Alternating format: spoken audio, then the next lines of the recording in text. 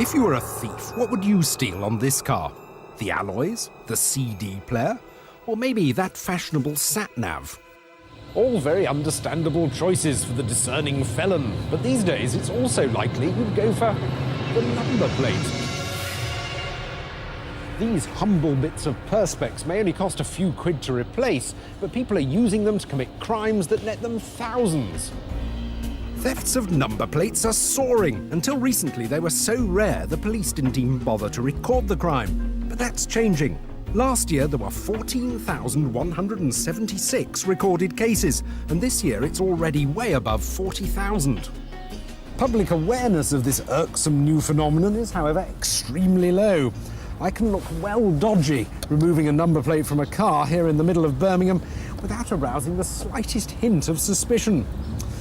And in case you're wondering, this isn't some innocent member of the public's Mercedes.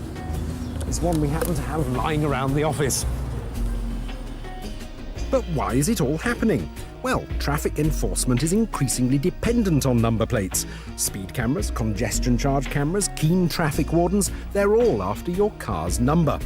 But if you've got someone else's plate, you don't get the summons. That someone else does. Another Birmingham street, and not a twitching curtain in sight.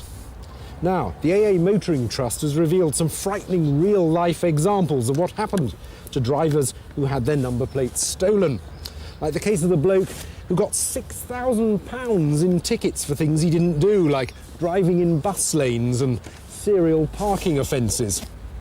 Another unfortunate driver who commutes to London every day by train received an £8,000 bill for unpaid congestion charges and speeding offences.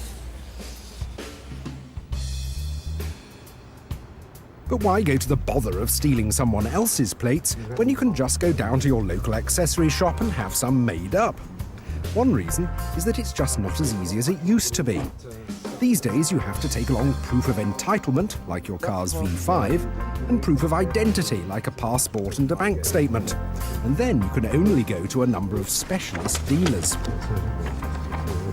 Yeah, again, that's fine. That'll do. Excellent enough. Another reason for the thefts could be the increase in the price of fuel. Along with increasing petrol prices, there's been an increase in the number of petrol station drive-offs. And what could be more convenient to disguise such antics than someone else's plate? The thief gets a free tank full of fuel, the someone else gets a knock on the door from the local constabulary.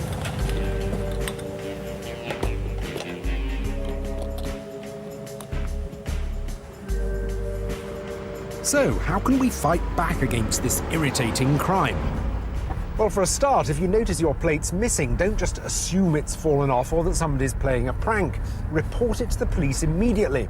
That way you'll find it easier to get out of any fines or investigations that come your way. You'll also alert the police to look out for the car that's now carrying your plate and hopefully avoid some more serious crimes happening. Another thing you can do is make your plate harder to steal. If your car has screw-on plates, you can replace the ordinary screws with tamper-proof ones. These clutch head screws are very easy to insert, but take ages to remove because your screwdriver just slips off the head. I bought a whole bagful for just 69p from my local ironmongers, and in Lancashire the police are so fond of them that they fit them for free.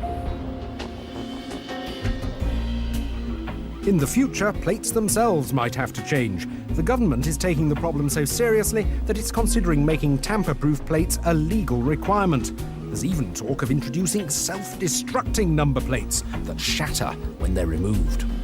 In the meantime, though, if you see somebody wielding a screwdriver in a suspicious fashion, do get a little more concerned about it than the passers-by of Birmingham and report it to the police. You could be saving an innocent motorist an awful lot of bother.